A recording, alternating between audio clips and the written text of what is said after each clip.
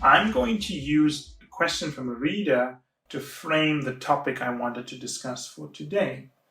So here it goes, right? Hi, Michael. I hope you are doing well. My name is X and I'll be joining Strategy and in Dubai in September. I have been an enthusiastic follower and beneficiary of Firms Consulting since my case preparation days. So thank you again for the incredibly useful platform that you've created for us. My question to you is, what are the limits to which one can disagree and press on a viewpoint as a consultant when working on an assignment with team members and partners? The follow-up question is, how do consultants typically maintain the fragile balance between sticking to their views and also giving in to team members, partners, and clients? From what I've seen in industry careers, the room for disagreement is actually very little. Eventually, you want to be a person who is liked as opposed to one that is correct.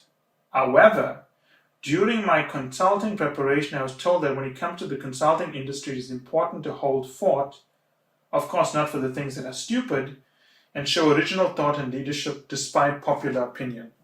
There's some more stuff down here which is not directly relevant to the question. So, let's frame this. The power sector study we're doing, I think, is a quintessential example of where we disagree with the client. We did that in the lab study. You saw us actually change the entire study the client put forward, whereby they wanted to build a retail branch network, and we came back and said, actually, you shouldn't do that. You should do the study to determine the economics first. In the power sector study, the client came to us and said, how do we be more profitable in the non or deregulated parts of the electricity value chain?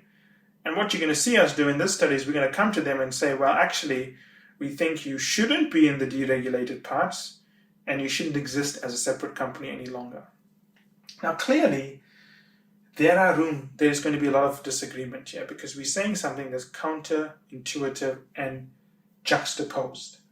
Now, before I even start here, I want to say that the question this reader has posed to us is part of the problem. Because when you ask the wrong question, you get an answer that's useful, but it's still not going to help you because the question is wrong.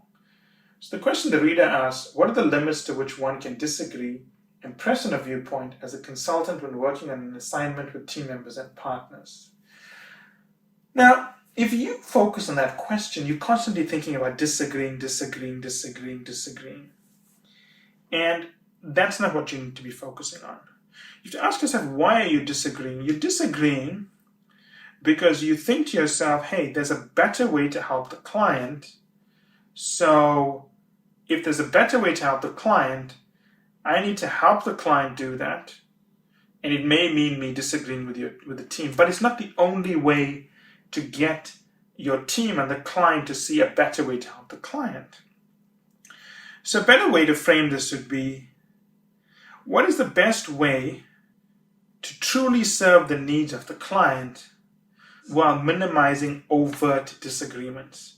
Now, anyone who's worked with me, and that will be a lot of people, anyone who's spent a lot of time with me, and there will also be clients who have guided their careers, will know that I don't disagree very often.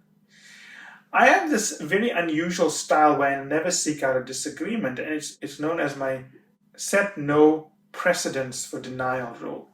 So even with this power sector study, we don't go up and disagree with the client. I mean, we actually did that. If you look at the proposal, the client wanted us to do X, and rather than saying, look, we disagree with you, this is not useful, and we believe you should do Y, and we're not going to budge no matter what you say, we know the objective is to help the client. The objective is not to win an award for the best disagreement, right?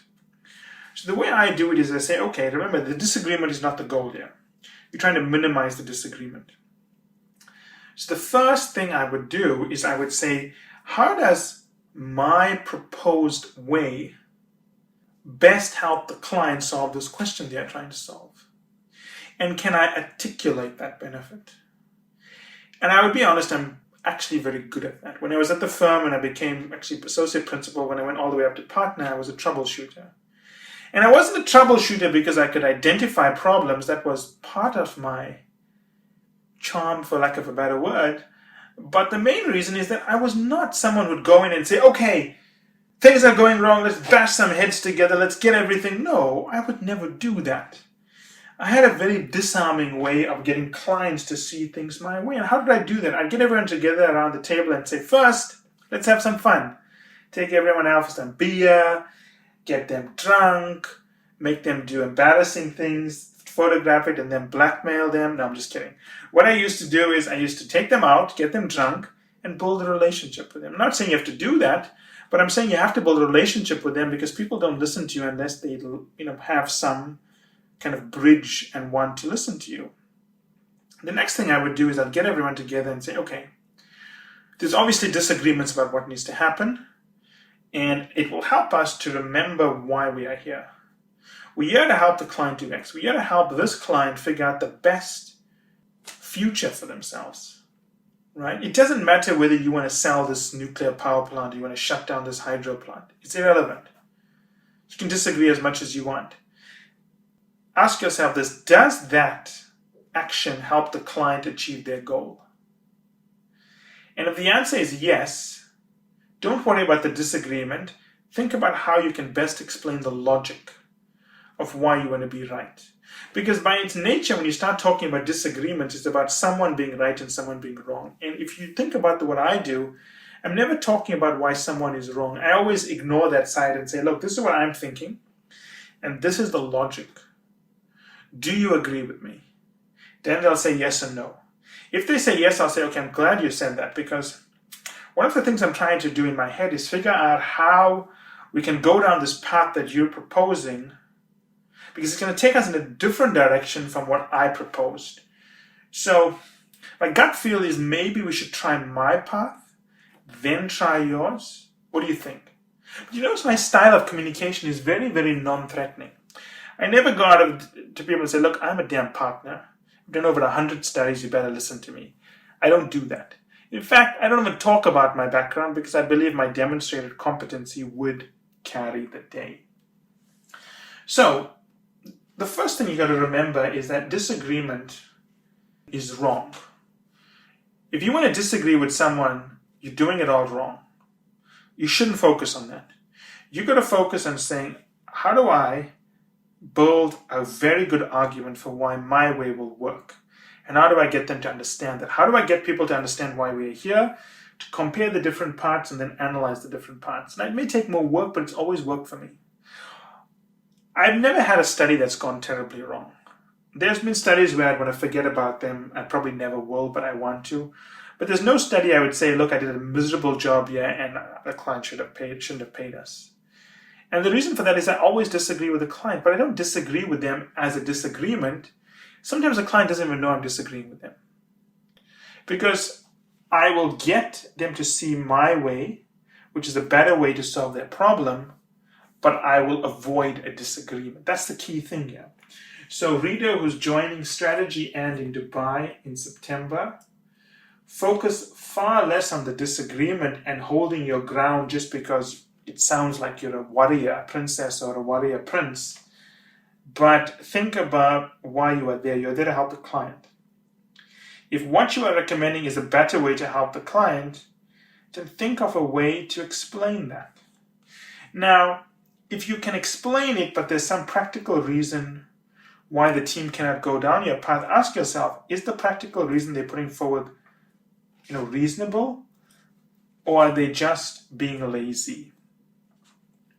I agree there are times when people are lazy, but there's always ways to talk them out of it. My gut feel is that when people start disagreeing, it's because you have an idea that you think makes sense, but you're not very good at articulating it. So it leads to a disagreement where the other party cannot see the value you are bringing. And I may be being a bit naive here, but I've yet to be in a situation where I don't like a solution proposed and my approach is not accepted. And if you've followed my podcast and you've followed my studies, you know that I usually recommend rather radical things because I don't focus on the disagreement and I focus on avoiding a disagreement. What I find is too many consultants are so obsessed about saying, I took a stand even though everyone disagreed with me, because it sounds so nice, that they don't realize that it's far better to say, you know what, I'm very happy to have put forward a recommendation that I got the team to quickly endorse that was better for the client. That doesn't sound so, exciting when you put it that way, but that is what you need to do. If you disagreed with everyone, you stood your ground and they didn't accept your recommendation, to some degree you have failed because you didn't articulate your point well enough to get them to go with you. And really, you can say, well, the team's very stupid, I did whatever I could. But how can you sleep at night knowing the client is not going to get the best solution because you didn't articulate it? And the reality is, when it comes down to disagreement, it's because both parties haven't communicated well enough. It's that simple. So to wrap up, remember, don't focus on the disagreement. Focus on avoiding the disagreement. Focus on articulating your position so well that the client accepts it. Focus on being someone who builds their career and their value through getting the change done versus being the person at the end who said, well, I said this, but no one wanted to listen to me. Because no one likes to be told, I told you so at the end. As always, if you have comments or questions, I'll be more than happy to listen to them and provide my views.